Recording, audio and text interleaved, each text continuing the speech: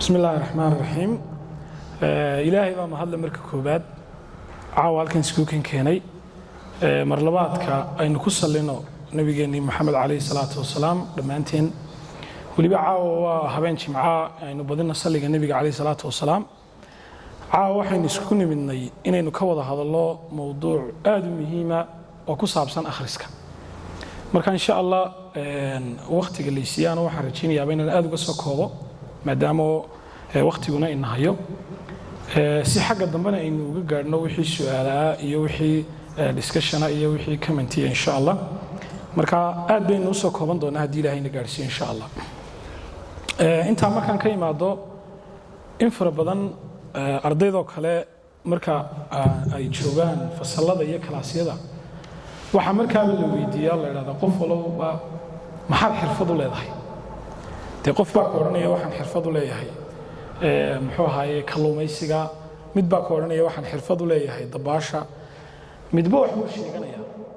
laakiin waxa yaaba in dadka qaar kood ay sheegaan oo yiraahdaan waxaan xirfad u leenahay wax akhriska waayo hadii imika lagu weydiiyo oo qofka markii su'aasha la weydiiyo yiraahdo maxaad xirfad u leedahay bal ka waran hadii ku jawaabo waxaan xirfad u leeyahay wax cunida iyo seexashada iyo hurdada dawayna ku wada qoslayna dhamaanteen sababtoo ah waxaasi wax qofku xirfad gaar ah u sheegan kara ma laakiin si waxa weeyaan waa daruuriyaadkii nolosha oo qofku hadduu wax cuni waayo seexan waa inuu halaagsamay shaki kuma jiro waa inuu haddaba aynu maskaxda ku hayno ogaato halkaas oo kale sida ay jirka cuntada iyo hurdada positionka ay ugu jiraan ruuxdana waxa ugu jirta wax akhriska waxa la yiraahdaa qofka aanan akhriski ama aanan waxba akhriyin ama akhriskiisu una badnayn waa qof dhintay jasadkiisii naftu waa ku jirtaa laakiin ruux ahaan bari hore naftu ka baxday intaasi waxa tusaale inoogu filan inagu inaan sii dheeraaninba inagu waxaynu nahay dad islaam oo muslimiina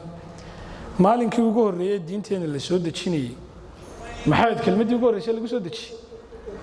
nabiga kaleey salaatu wasalaam buur iska dhex fadhiya oo buur jooga oo muxuu ahaayay ayuu nin aanu garanayn u yimiday isagoo markaa nin buu haystaa laakiin malakul jibriil buu ahaa kadibna si aad ayuu qabtay qabashadiisii kadib wax kaleba kuma bilaabinba waxa lagu yiri akhri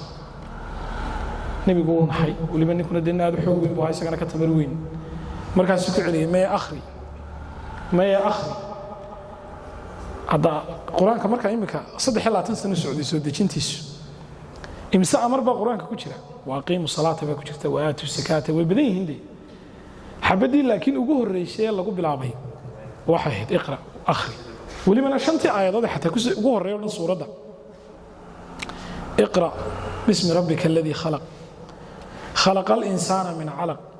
اقرأ باكو xigtaadna وربك الأكرم الذي علم بالقلم waxaasoo waxay wada sheegayaan wax akhri baa nabiga lagu leeyahay kaleey salaatu wasalaam arrinkaasi meenay nagu fileen fariin cad halka akhrisku uu u joogi lahaa qofka islaamka intaas abaynaga inoogu filan halka hadaynu ka nimaadno oo inu siiradii nabiga kaleey salaatu wasalaam aynu eegno waxaynu xasuusanaa maalinkii Badr markii muxuu ahaayay muslimiintu ay soo qabsadeen gaalo badan waxa lagu maxaa shuruud looga dhigay ninka gaalka ah lagu fasaxay laba nin oo islaayay mid baa la soo qabtay waxa ay muslimiintu shuruud uga dhigeen oo nabiga kaleey salaatu wasalaam sheegay qofkii hal qof 10 qof oo muslimiina bara akhriska iyo qoraalku fasax buu marka macnaha waxa weeyaan xataa ninkii kula dagaalamay gaalku haduu ku raado adigoo soo qabtay hadii uu ku dilay ninkaasi haduu ku raado cilmi aanada qoonin baan ku barayaay siida halkaasi muhiimadeedu gaarsiisan tahay akhriska sidaynu wada naqaano marka wax la baranayo waxbarashada lagu jiro siyaabo badan wax lagu bartaa waxa kamid ah inaad daawato waxa kamid ah inaad dhageysato laakiin waxa la isku raacay number 1 halka ugu sareeyay qofku wax ku baran karaay inay tahay inuu wax akhriyo taaba inuu ka kaalayna inuu nimaadna maanta adduunyadeena imika aynu joogno maanta ayaa la sheegaa la yiraahdaa adduunyada way ugu lacag badan yihiin ama way ugu caansan yihiin ama way waa rag guul gaadhay ayaa la tirin karaa rag badan baynu soo qaadan karnaa guushu ilangaal iyo muslim midna ma taqaanay iminka ninka saddexaad ee adduunyada ugu qanisan Warren Buffett baa la yiraahdaa waa oday weyn oo 85 jira waxa la yiri ninkaasi maalinkii wuxuu akhriyaa kulli yoom 5 ilaa 6 saacadood haddaba ninka saddexaad ee adduunyada ugu taanjirsan arrinka wuxuu fariin cad u yahay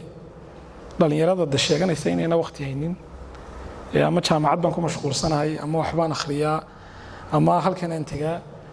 waqti la'aanta qofkii ka caban lahaa ninkii saddexaad ee adduunyada ugu qanisanaaba kulli yoom maalin kasta wuxuu waqti u helaa 5 saacadood ilaa 6 saacadood inuu wax akhristo kaasi waa kii saddexaad ninka koowaad ee adduunka imika ugu qanisan waa ninkan shirkadaha Tesla iyo SpaceX iyo Elon Musk ma taqaanaa maalintii intuu wax akhriyo maalin kasta wuxuu dhameeyaa 2 buug 24 saacba waa inuu 2 buug dhameeyo Facebook aynu ku jirnaynu ku mashquulsanahay ninka iskale Mark Zuckerberg bil kasta waxa la yiri bisha uu saaqiday uu yiraahdan iyo wallahi waxba ma akhriin wuxuu dhameeyaa baa la yiri 2 buug oo waaweyn haddaba ninka inagana mashquuliyay Bill Gates garanaysan oo nin caano isagana nin qaniya sanadka uu ugu yar yahay wuxuu dhameystiraa akhriska content book waa sanadka uu israad waxa ma akhriin content book buu dhameystiraa walibana Bill Gates website-na uu leeyahay imika 2022 ka dhamaaday content book ama 100 book uu akhriyay halkaas ku wada qoriyeen dib ayaad u baari kartaa arrinka halka daba maxay nooga cad adduunyada waxa loo kala horumarsan yahay ee loo kala qanisan yahay ee loo kala guuleystay waa sidii wax loo kala akhris badan yahay taawo inaynu markasta aynu maskaxda ku hayno inaga marka la eego maanta ummadda islaamka wax akhriska halkeebeynu ka joognaa baad u malaynaysaa waxa la sheegaa dunida islaamka oo dunidii la yiriba wax akhriya ay ku soo degtayba aayaddii ugu horeysay boqolkiiba 7 ilaa boqolkiiba 40 ummadda islaamka dadka ku nool waxa la sheegaa inay yihiin dad ummiyiina ummiga waxa la yiraahdaa qofka waxna aan qorin waxna aan akhriyin waa boqolkiiba 7 boqolkiiba 40 waliba taasi waa umminimada waxa la yiraahdaa mudlaqaaye qofka aanan weligii waxba qorin waxna akhriyin waxa jira qof jaahila oo isku haysta haddana inuu wax bartay maanta waxaad arkaysaa sidii ninkii la sheegay ka yimiday xajka ka soo noqday kadibna markuu soo noqday ayuu dadka weydiinayay lahaa salaada iyo ataxiyaadka horta maxaa la akhriyaa isagii baa hadda imika ka yimid gabadh kalena waxaa laga sheegay oo macallimada ahayd oo professorad weyn ahayd oo jaamacadda waxay tiri aniga xaajigaygu gurigaanu ku wada tukanaa salaadaha qaarkood marna anigaa tujiya marna isaga ay tujiyay bay tiri waa isbedelaan labadeeda haddaba waxa weeyaan halka ay jaahilnimadu dadka qaarkood isla waxbaad barateen halka ay ka gaadhay arrinkaasi noo tilmaamaya waxaanu aad u xasuustaa maalin arday jaamacadeed la weydiiyo la yiri khulafaa raashidiinka horta sidee u kala horeeyaan afartii khulafo keebaa ugu horeeyay keebaa ku xigay keebaa ka saddexaad keebaa ka afraad in badan oo kamid ah dhalinyaradii meesha fadhiday wax gartaba waa la waayay meedin dhiga mikrofoonka meedin ku tijaabiyay idinkana waxa laga yaabaa halka imika inay ceebi ka soo baxdo caawa waad garan weydaan marka halka waxay nooga cad haday noqoto cilmiga iyo wax akhriska halka aynu ka taaganahay gaar ahaan ummadda islaamka kulli mid doonaya hadalkaanu inaan badiyo aad baan u soo koobayaa su'aasha meesha taala waxa weeyaan maxay nagu horjoogo horta wax akhriska maxaynu wax akhrin laanay arrinka baadhis baa lagu sameeyay daraasadna waa laga galay waxa la soo ogaaday waxa wax akhriska inagu hortaagani inay yihiin laba arrimood oo kaliya arrinka koowaad waxa weeyaan waa qofka oo aan la qabsanin wax akhriska macnaha qofku inuu noloshiisa qayb ka mid ah akhrisku una ahayn taasi waa koow waana saynu u badannahay oo akhrisku qayb ka mid ah nolosheena maaha qodobka labaad ee nagu keenaya inaynaan wax akhriyno waxa weeyaan dadka qaarkooda way jiraan wax akhriya laakiin waxay garan laayihiin ama diyaarba u amaanta inay wax akhriyaan waa la helayaayoo awoodii ay ku jirtay tamartii laakiin waxay garan laayihiin oo ay leeyihiin maxaan akhrinaa way hadaba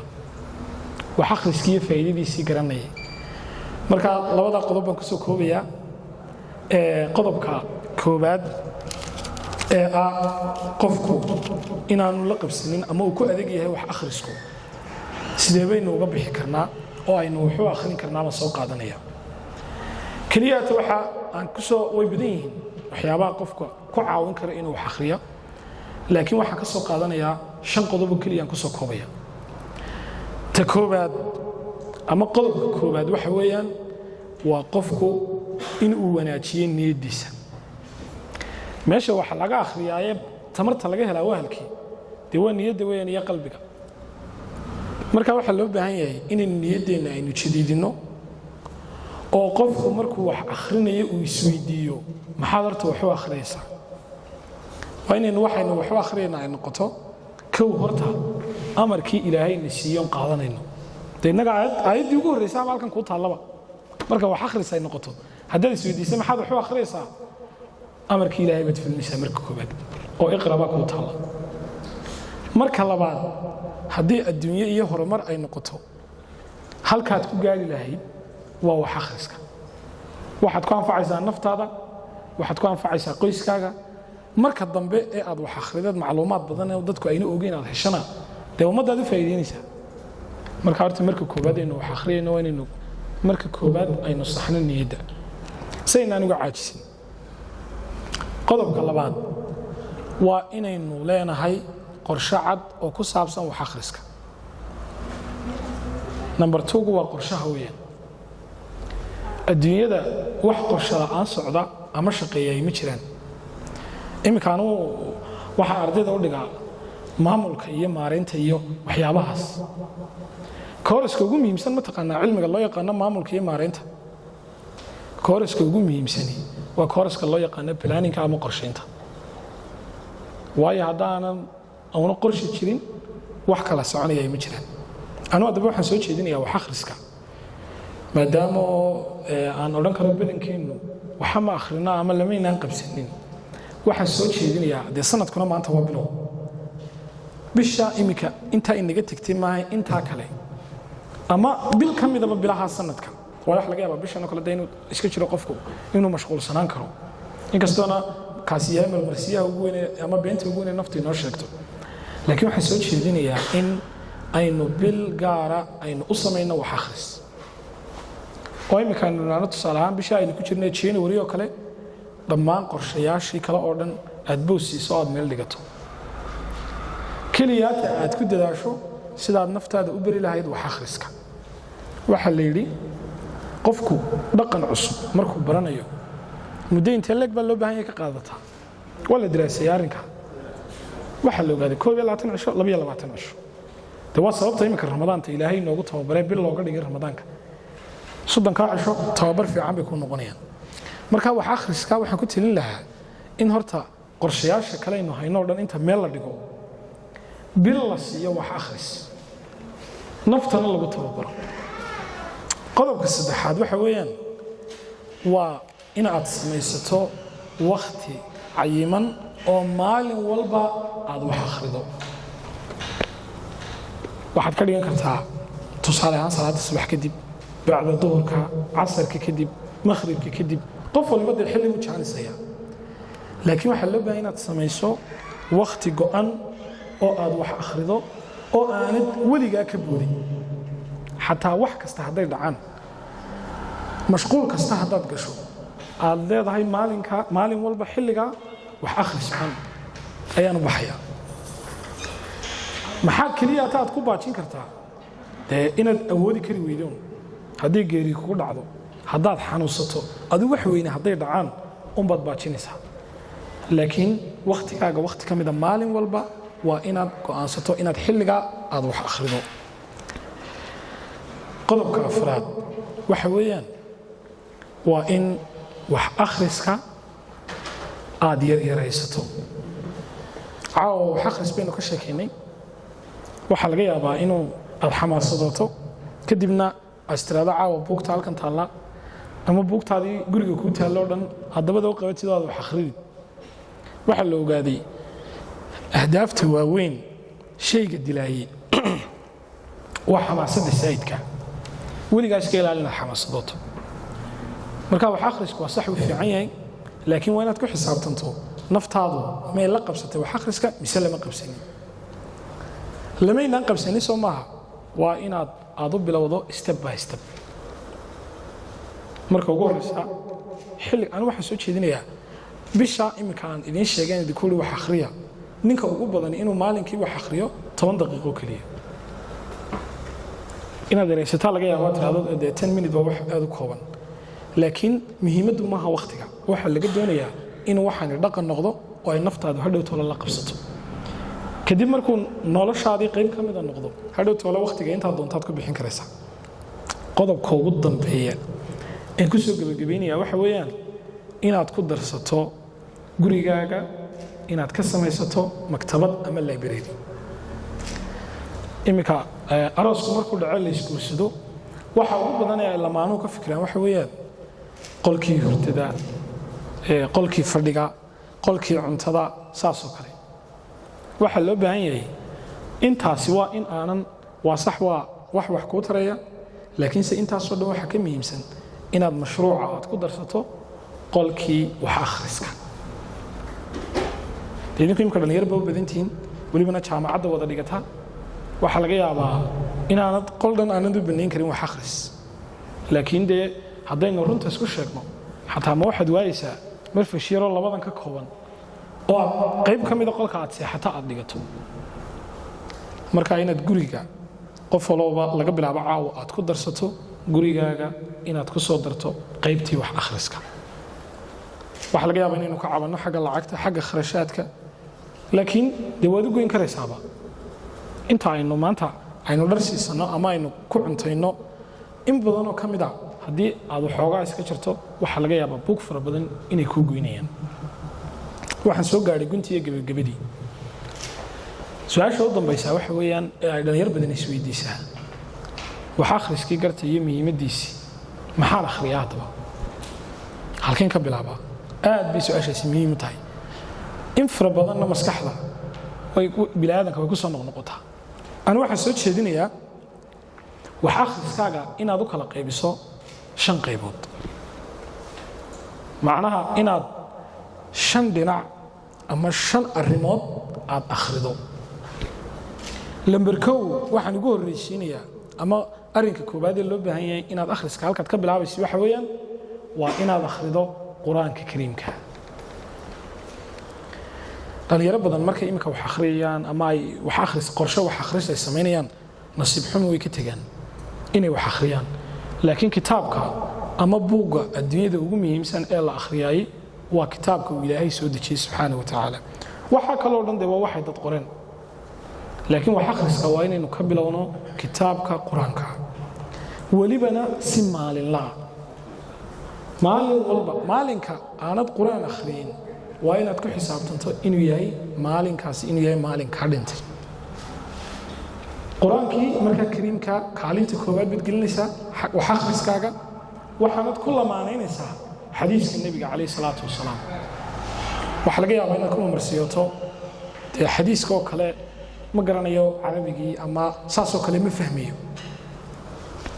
imika laakiin sida alxamdulilah axaadiistu way noo turjumayeen soomaali bay ku qorayeen english bay ku qorayeen si kasta waad u heli karaysaa qof walba waxaad ku dadaashaa cadceeddii soo baxdaba inaad akhrido 2 xadiis oo ka mid ah xadiistii nabiga calayhi salaatu wasalaam qofkii adduunyada ugu khayrka badnaa ee soo maray wuxuu ahaa nabi maxamed calayhi salaatu wasalaam hadallada uu nabigu u jeediyeyna waxa loo yaqaanaa jawaamicul kalim baa la yidhaahdaayo hadal xadiisku waxa laga yaabaa 2 layno keliya taynaya laakiin macno aad u ballaaran ayuu ku tarayaa marka laga bilaabo berritooda xataa 2 xadiis haday ka caajista naftu hal xadiis oo keliya meel kastaad ka helaysaa dee internetku xataa iskaga jira isagoo turjuman haddaad u baahantahay marka wax akhriska qaybta koobaad waa inaynu halkaa ka dhigno qaybta labaad ee wax akhrisku waa inay noqoto takhasuskaaga gaarka imika arday walba halkan fadhiyaay dee takhasus gaar uu leeyahay qaar baa caafimaad bartay walibana caafimaadku sii kala duwan yihiin qaar baa engineering bartay qaar baa management iyo maamulka bartay qof walba waxa lagaaga baahan yahay akhriskaaga qayb kamida inaad siiso takhasuskaaga okay halka hadaba ardaydu isku khaldaan waxay yiraahdaan ma waxaan akhriyaa buugtii la igu dhigay jaamacadda kuwa iyaga wad ku khasban tahay akhriskooga ilaa imtixaankooga baa ku sugaya laakiin se waxa loo baahan yahay akhriskaagu inuu noqdo adoo takhasuskaaga akhrisanaya haddana inuu noqdo wax ka dheeraada inta jaamacadda ama dugsiga lagu dhigo qof walba waxaad ku xisaabtantaa muhiimadda koobaad ee aad leedahay inaad siiso waxbarashadaada waayo imika inagu waxaynu haysanaa waxbarashadu markuu ardaygu dhameeyo jaamacadda walibana heerka koobaad uu dhameeyo wuxuu ismoodayaa inay waxbarashadii halkaa ku dhammaatay maalinkaas uu diyaar garoobayaa shaqo ama guur ama saas oo kale fiican tahay ma xumaa laakiinse waa inay noqoto muhiimadda koowaad ee aad leedahay waxbarashadaada inaad dhammaystirto soo iminka dugsigu maaha 3 qaybood dee dugsigii hoose iyo dhexe iyo sare jaamacadduna waa la mid iyadana waa 3 qaybood midna waxa la yiraahdaa heerka koowaad midna waa heerka labaad ta kalena waa heerka saddexaad waa inaad ka go'antay eg qofku imika dugsiga sare wuxuu ku dhameynayaa isagoo da'diisu tahay 18 afartii sano jaamacadda ugu geey ee qaar ka badan way jiraan laakiin markasta waxaan ka soo qaaday halka ugu hooseysa afartii sano jaamacadda ugu geey 18 marka afar loo geeyo waa imisa waa 22 jir weeyaan markuu dhameynayo digriga koobaad waxa laga yaabaa waxbarashadii haddana wali ma dhamaanin waxa kugu xigta heerkii labaad sanad ilaa 2 sano waxa ka qaadan doonta ugu yaraan master programkii qofkaasi wuxuu socdaa 24 jir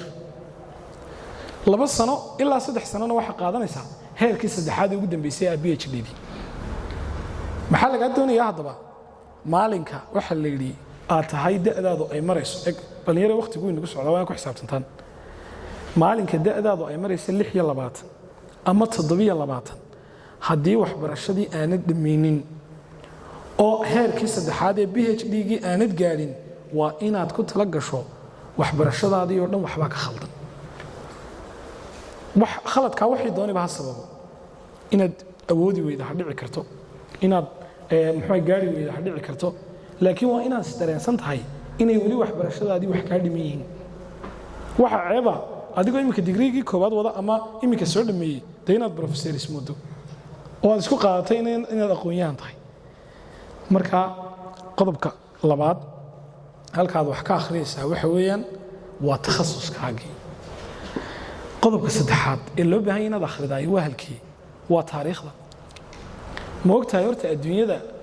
waxa imika dhacayo oo dhani 100% waa wax hore u soo dhacay